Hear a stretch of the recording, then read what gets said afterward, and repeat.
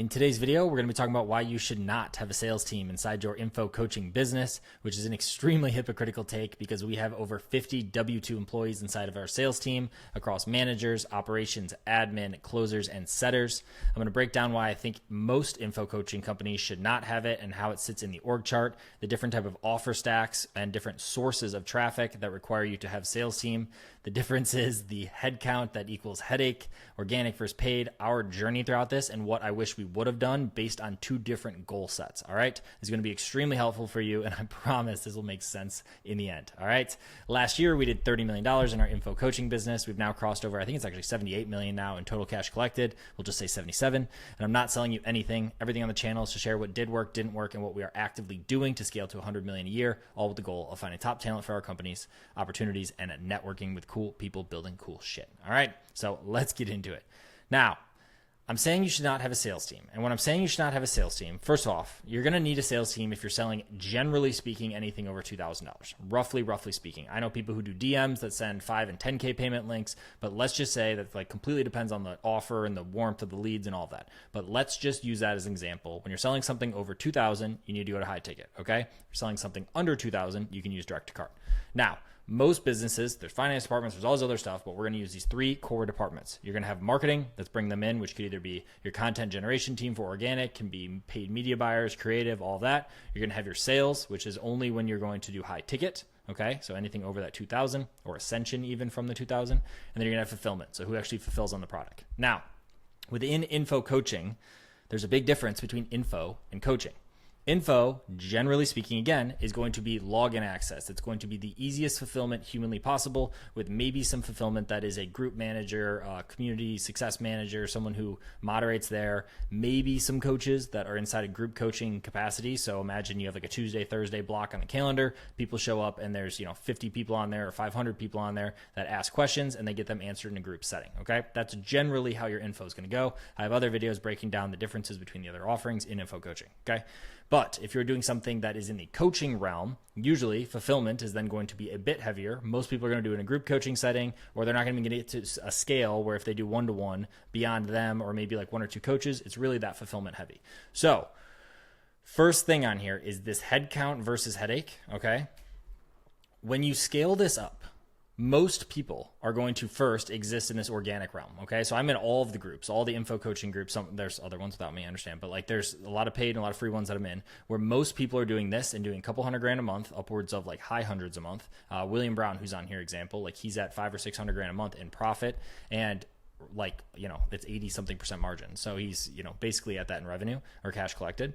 And what their main funnel is organic. So he has content that's occurring over here. So his editor, his thumbnail person, is whatever, scripting, all of that exists in this marketing department, which is extremely, extremely light in terms of headcount. He creates this organic and then they go to high ticket. Okay. So then they have to go through a sales team, and then the fulfillment is him and like 2 other people. So it's like 2 people over here and like 2 people over here, or just like 1 person over here. Okay. Now, where I'm saying this gets crazy and gets like all out of whack is the amount of volume that comes in is how big your sales team needs to get in terms of actual headcount. So when you get scaled up, and this is our exact example right here, you're going to have closers as your like core number 1 thing you're going to start hiring for, because you need someone who can close the 5Ks, 10Ks, 25K packages after you don't want to do it anymore. Okay, so you're going to have closers.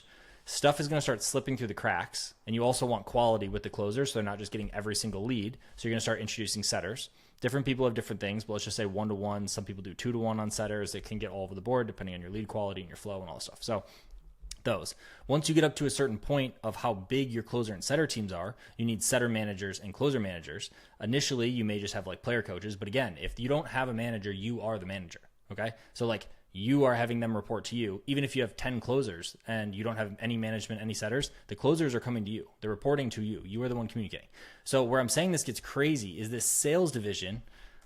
How can I do this to make this just look like it becomes this big, big headcount portion when the fulfillment is so light and the marketing so light. So you end up essentially running a sales team. Okay. And like, if your goal, this all comes down to your goal, okay? And we're going to get into that and like why I want to have 50 plus. I want to have 100 W-2 sales reps, closers, setters, closers, that whole department. But like why I don't think most people should do it is because most people are running info coaching businesses for the cash flow. Most people are running them as like lifestyle freedom businesses. And the second you start to do this, you are either managing them or your cost stack starts to add, and you're still managing then the manager and that whole department. You need quality. That it just becomes like this crazy headache. And your fulfillment can stay light depending on what kind of fulfillment you have or what offerings, if it's info versus coaching, and your marketing can stay pretty lean and tight too. So like really this is what starts to grow, and it just gets like becomes the biggest headache. So at scale, you're going to have closers, setters, setter manager over all these. You're even going to have a setter manager. Then they're going to raise in player coaches that are inside the department. So you're going to have like 3 tranches essentially.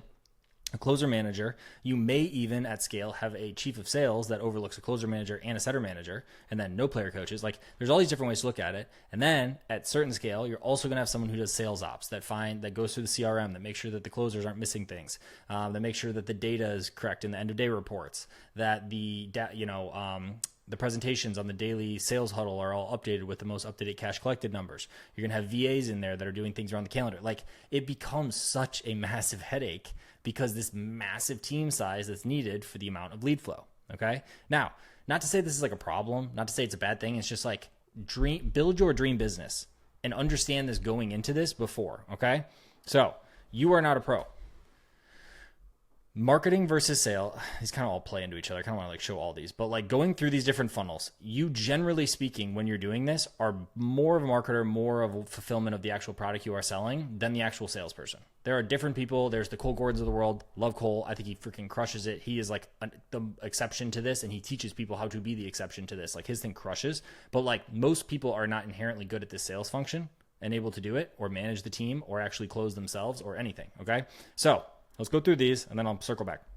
So most people are going to start with an organic thing and they sell direct to cart. So they're selling something that's under $2,000 and it's just like an info product. Okay. So they're going to send them to a landing page. They're going to buy something. They're going to get inside a community. And all you have then is whatever your marketing team is needed to get this organic content, or just you or a couple like super cheap VAs or editors or whatever. They're going to buy something here. You're going to have like 99% margins or whatever the math. And then some people are going to then ascend them to high ticket. Okay.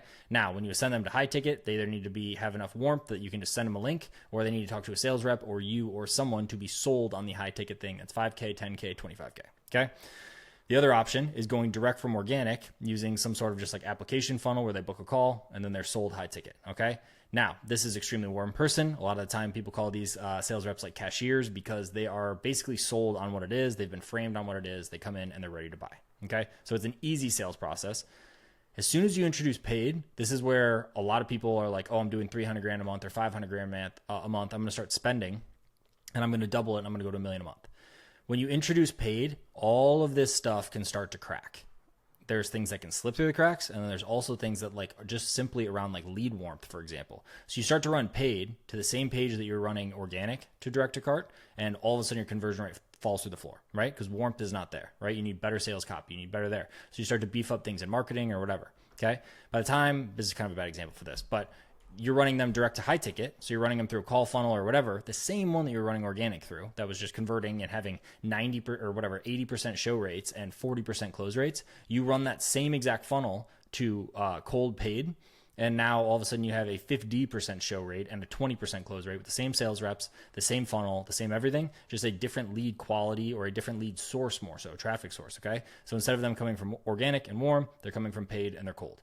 So now all of a sudden you need a higher grade sales rep. You need someone who is a better sales rep.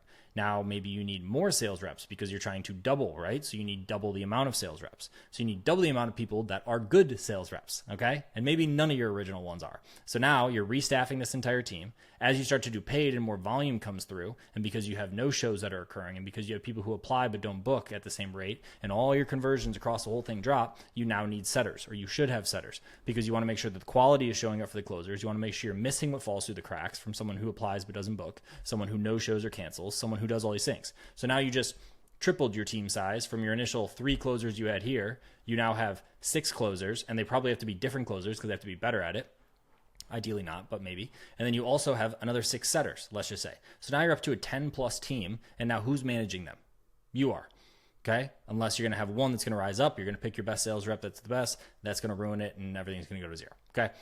Exaggeration, but I'm going to give you examples. So Generally speaking, marketing versus sales, completely different, right? But if you use, like Jeremy Haynes on his video yesterday was talking about back-end sales systems. So he has so many things that occur post-booking before they get on the phone with a sales rep that make it so it can be as much of a layup as possible. It can be as much of like the closer is essentially just a cashier as possible. So that involves a lot of stuff around using proper framing, using stuff that's within like the marketing realm as much as possible right here before it even gets to the sales team, okay? So you want to like focus on a ton of that.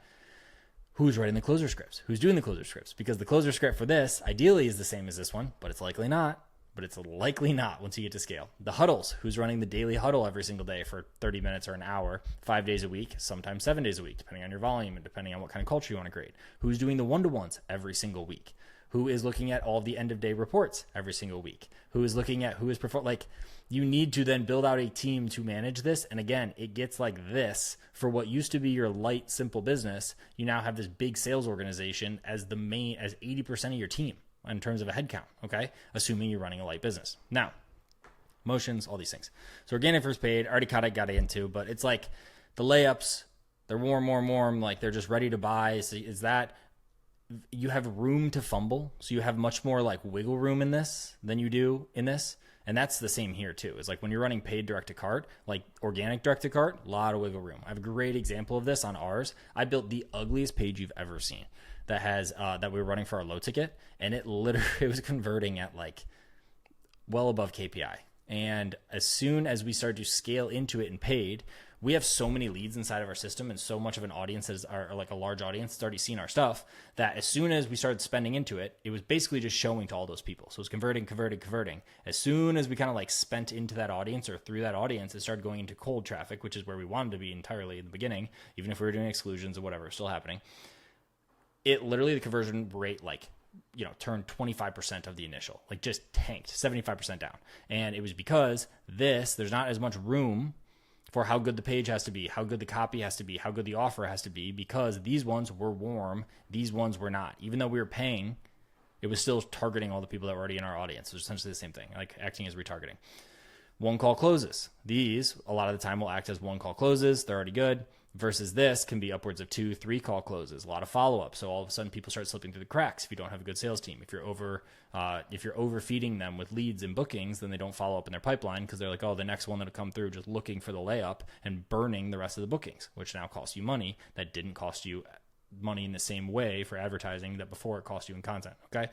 So our journey on this and why I think that you should not have a sales team. So, and why when I say that, I still think you should sell high ticket, and I still think you should have a sales team. I just don't think you should have your own sales team. I don't think you should have a W-2 in-house sales team at scale, personally. Or at scale, yes. But so for us, initially, way back when, so I'm talking like beginning of COVID, we decided to launch this call funnel, okay? So we had CS reps. We had 2 people on the team, 2 other people, and then 3 of us, 2 co-founders, me who became a co-owner, and then 2 CS, and I think 1 billing. I think was the team. So CS reps were like, hey, we want to start running a call funnel. We put them on the phones, 2 of them. They literally were closing like 50% on day because, again, we had this whole warm audience where we didn't even have this offering yet. And as soon as we had the offering, they could talk to someone, they had more wiggle room, they could then close them, okay? We were selling a $500 thing over the phone, which was like the dumbest thing I've ever heard of, but like the economics worked because calls then were like sub $50, which is just like not the case anymore. So after that, me and the other co-founders, the 2 other co-founders, decided to take the calls ourselves. So then we were having competitions, we were having fun. So we have these 2, and then we have us 3. So there's 5 of us all taking calls at the same time, closing, building. Then turned into the expert brand face co-founder. She moved into the product side of things, building out the product, doing all the group coaching. We were selling info at the time. And me and Luke, which is one of the other co-founder, began hiring and managing. So we were hiring from the sales community or from the customer community, which is like a major life hack, by the way. So if you want to do this in-house, you can hire from your community because these are people who already are, generally speaking, the ICP already. So when they're talking to somebody who's a potential client, they're already a client. They spent the money on the thing. And where that kind of can break is if it's like, why are you a sales rep if, you know, whatever you're selling and you didn't get it? So like in ours, it works. It's fitness. It's like, cool, they got the result and they want to make money. If you're trying to do any of this like biz op stuff, it's like, why are you a sales rep here instead of, you know, being the trillionaire person who actually succeeded with the course? So navigate that lightly. But so we essentially built this up and we had 25 probably, maybe 30 reps that we had in-house but they were 1099. It was kind of like gunslinging. We're like, hey, we're just going to give you leads. You could be in our systems, but like more or less do what you want. But we were running the huddles. We were running the onboarding. I was running tech office hours, doing all this kind of stuff. And then we had one that was like this standout individual. And we're like, that person is a manager. And technically speaking, they had sales management experience before they came to us, and they were a customer of ours. It was like the stars aligned. So we made them the manager. So we didn't have to do the meetings, and we could basically be like, cool, cash flow, info coaching business, life is good. And we let that run for a while. The sales rep ended up making like low 400s for us that year. And, not for us, like made 400 herself, like in commissions and management fee. So like crushed it. And we had other sales reps that were crushing it. And like the whole thing was good to go. And at this time, this is a very important part of this. At that time, we were trying to just be an info coaching cash flow machine. And it was actually just info. We didn't even have coaching. We had group coaching inside the info product, but we were selling a one-time lifetime access to an info product essentially. Okay. Never do this. Never have your top manager or your top rep become your manager. Everyone says to do it or says not to do it, and you should not do it. But sometimes you just have to do things on your own to learn that you should not do them. Okay. And yeah, it exploded. There was a huge cultural issue. There was like a very different culture styles and personality. And someone who's a top rep, generally speaking, is not a great manager. It takes different skill set, takes different things around being able to manage these one-to-ones and emotions and culture, and like these different, the management is just different than being a savage closer. Okay. So we messed that up, lost like half the team in the process of it. We had to get rid of a bunch of people because they essentially were in this pocket, and then we had to get rid of the manager because we just had to get rid of the manager, and it was like this whole thing. And then we had to rebuild the team, try to do a bunch of wonky stuff, but then we started to do the 1099 management thing. Now, at this time, nobody was doing 1099 management really that was like an agency as a service or like where they handled everything. So there were different people doing 1099 management where it was just that. So they would come in, they would do some one-to-ones with your team, and they would lead your sales huddles, they would do whatever, and they would take a percentage essentially as like an override or a fee based on the cash collected, but they were your 1099 your 1099 sales reps, internal or W-2 or whatever you had, internal, and they were just 1099 managing, okay? Tried this for a minute, and it just like wasn't a fit for us, like the culture of how kind of Stand was. So we tried it again with someone else. We're like, oh, it's culture / performance. And we did this. And then these guys literally were like, yeah, you guys are too big for this. And you are like, you need an internal manager for like what you're trying to accomplish with this company. And at this time, we moved from info to coaching. So we started selling one-to-one coaching, which was 6 times the price. Okay, so a completely different offer. So you have sales reps that are selling something that's $1,500 or $1,000 or whatever over the phone, and now they're going to be selling something that's $6,000 or at the time I think it was $6,500 over the phone. That was one-to-one coaching. Complete misalignment. These guys were like, you need to find someone internal, and they referred us out to this guy, which was a top pod leader. So essentially, you generally speaking, you have a sales manager, you have pod leaders that sometimes close as well. So they're like hybrids, they're like player coaches, and then you have their closers. So this pod leader was the top pod within the entire organization, and he was looking for like a step up in his role, and it wasn't really going to happen inside that organization. So he came over to us to be the sales manager. Okay, so came in there, went from $1 million a month to $3 million a month. Absolutely crushing, cool. All of that to say, then it dripped and does whatever it does, and it goes up and down, and marketing had issues, and like I have other videos where I talk about what happened, and we went back down, and now we're back up, and we're back at kind of like essentially where we were pretty close to for all-time high months right now. So around $3 million a month. So all of this. Now, what I wish would have happened if we were just going to keep this as a cash flow business. Now there is such thing as a 1099 like sales agency. This is what I refer out. This is anybody who asks me. I have 2 different people. I have one that I like really, really trust, like see all the results, see everything they do, very system thinking, very this is like rock star. Okay. And like they only take on people who are doing over 100K a month already and have a 5K plus offer. Like that's the only ones they'll take on. And they will do both of these. So they run this entire stack is them. So that's the big difference between when we were doing it, there was 1099 management only. You had your own team, you had your own whatever, they would just come in and manage it. Now you can pay like a 20% of your cash collected fee, and they will come in and staff all the closers, all the setters. They'll have the management in there. They have their own ops VA. They're inside your CRM. They're updating everything. They manage all of this for 20%. Now, just for quick math on this, like depending on your stack and 1099 or W-2, a lot of people say, okay, this is like 10%. This is usually 3 to 5%. This usually has a base plus a fee, so call it 2 points. This is usually this. This is usually like, this is not relative because these are usually like base ones and like these are super low ones. But like just on this math right here, you're already at, what is that, 10, 15, 18 and a half points, okay, I'm using it percents right here. Sorry, that's my math. So I'm saying like a closer is going to make 10% of new cash. Setter's going to make 3. Like, let's like roughly say this is what it is. You're already at like 15 to 18% internal. And that's with you then having to like manage it, or then manage the manager, and then have all these people and have them come in and out and staffing and like all of this craziness, versus you can now hire one of these 1099 sales agencies that will fully manage it for 20%. Some people do 15, I've heard, and some people do like 25. But like, I know a guy that does 20% and literally crushes for clients. Like high hundreds of thousands. I know there's clients that are million plus, like crushes for them. All they do is take their rip, and then all you have to do is never think about this in the same way. You still have to like obviously be attuned to it and whatever, but it's like this in your brain. Same way that if you have a marketing agency that actually crushes, it's like this in your brain. And yes, you're providing them with stuff and like seeing stats, but like it's like this, and all you're worrying about is over here. Okay, massive simplification of this, but like that's the idea behind what I'm trying to get across here. So you shouldn't have a sales team. You should have a sales team. You should have a sales team for high ticket. You should do this portion. You should clean house on that. I love high ticket, but I don't think that you should have an in-house team unless you're doing what we're trying to do, which is we are trying to exit velocity info coaching, which is like, I can't wait to watch this video in like 3 years and look back and be like, I was either so stupid, which I potentially maybe, or thank you, I can't believe we actually decided to lean into this and it worked, because we're trying to build equity value. We're trying to build an internal team. We're trying to be legal. We're trying to do all the things. So we have a W-2 internal team. We have internal managers. We have internal ops. We have all that kind of stuff, which we bite because when things get out of hand and comp plans overlap and whatever, and you mess stuff up or whatever, this can be higher actually. When you have W-2, it's 20% higher in fees right there. Then, so if you're paying someone $10K on 1099, it's call it $12K or plus, depending. It can be $12K, it can be even higher on what you're paying when it's W-2, true cash out of the business. So like, I'm kind of trying to like play a different game. But all I talk to is these info coaching, and I'm like, guys, why are you worrying about having this, like doing this and managing this yourself, when net, the biggest swing difference you're going to have is like 5 points if you run this yourself, and way less headaches, like no headcount internal, unless you are the sales pro and you can do it better and you can manage the costs and you can like get better efficiencies and you think that you're like, you can do it, like power to you, because you can probably do this for 10, 12 points and manage it yourself and do all that. Like, it will be tighter and you will make more margin. Yes.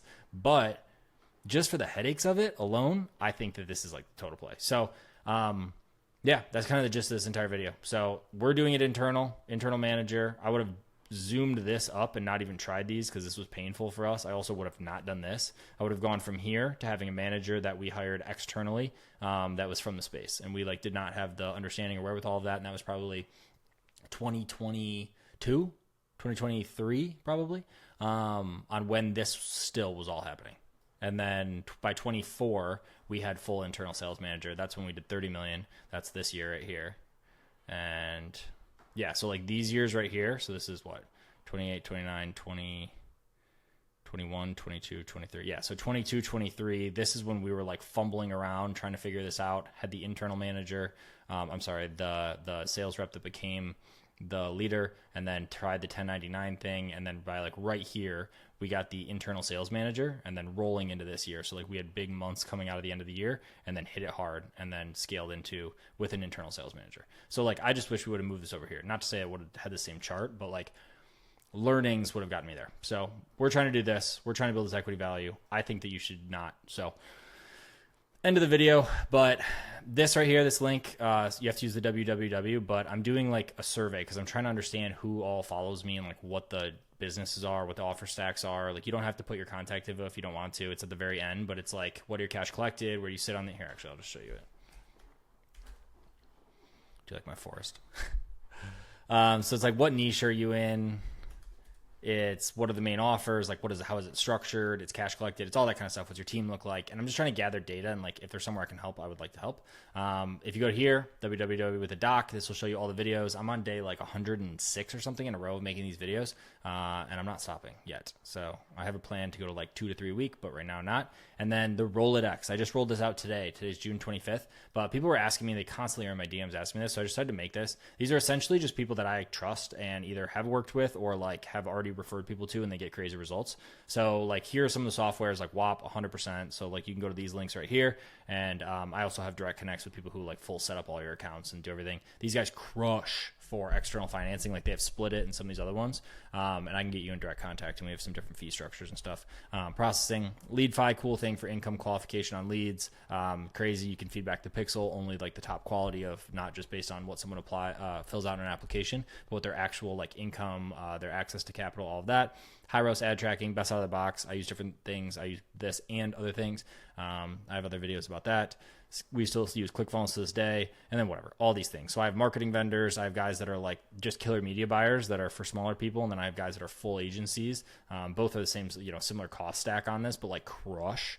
I have some guys that do offer. I actually have one specific that does like different offers that either teaches beginners, if you're a beginner, or does full big builds and a lot of low ticket stuff, offer creation for existing businesses that have something but need low ticket. I have this really cool ad spend credit card thing that kicks back anywhere from like 5-10% on ad spend, which is crazy. Some of these, and the one I'm talking about today is this sales full service agency. So yeah, if you want contact info to this, I don't want to put all their info because I only want to refer over people that I think would actually like, one that's in their ICP. So like example, the guy that I mainly like does over 100K a month, people only. And yeah, so if you fit that, then like, yeah, just message me on Instagram. It's where I do most of my communication. X DMs, but it's harder to get through because I have so many.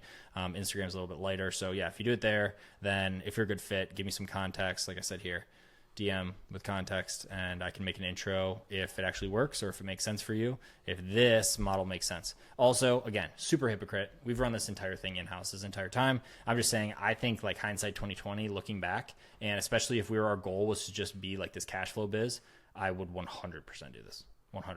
So hopefully that was helpful. A little bit longer, a lot of narration, but also I buzzed my head just for fucking sport. So that was fun today, but appreciate you guys, and I will talk to you soon.